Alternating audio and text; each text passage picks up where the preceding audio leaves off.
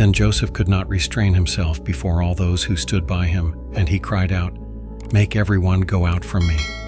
So no one stood with him while Joseph made himself known to his brothers, and he wept aloud, and the Egyptians and the house of Pharaoh heard it. Then Joseph said to his brothers, "I am Joseph, does my father still live?" But his brothers could not answer him, for they were dismayed in his presence. And Joseph said to his brothers, "Please come near to me." So they came near. Then he said, "I am Joseph your brother, whom you sold into Egypt. But now, do not therefore be grieved or angry with yourselves because you sold me here, for God sent me before you to preserve life. For these 2 years the famine has been in the land, and there are still 5 years in which there will be neither plowing nor harvesting.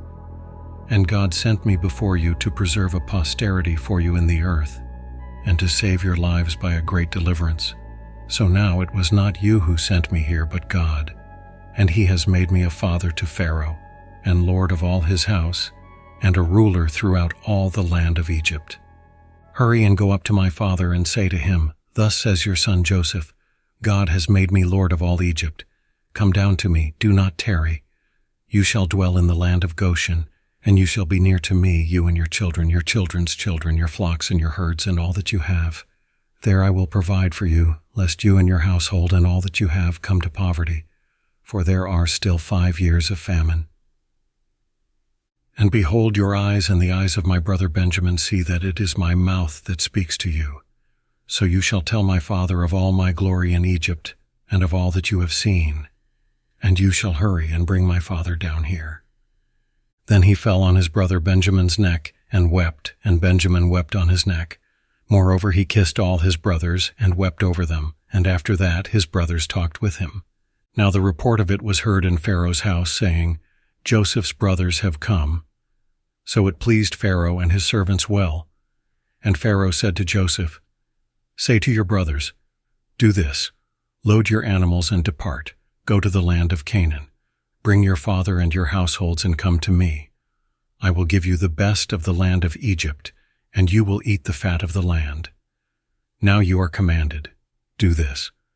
Take carts out of the land of Egypt for your little ones and your wives. Bring your father and come. Also do not be concerned about your goods, for the best of all the land of Egypt is yours.' Then the sons of Israel did so, and Joseph gave them carts according to the command of Pharaoh, and he gave them provisions for the journey. He gave to all of them, to each man, changes of garments.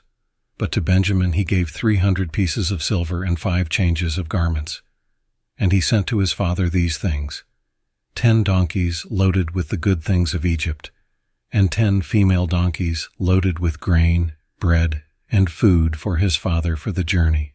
So he sent his brothers away, and they departed. And he said to them, 'See that you do not become troubled along the way.' Then they went up out of Egypt, and came to the land of Canaan to Jacob their father. And they told him, saying, 'Joseph is still alive, and he is governor over all the land of Egypt.' And Jacob's heart stood still, because he did not believe them. But when they told him all the words which Joseph had said to them, and when he saw the carts which Joseph had sent to carry him, the spirit of Jacob their father revived. Then Israel said, 'It is enough. Joseph, my son, is still alive. I will go and see him before I die.'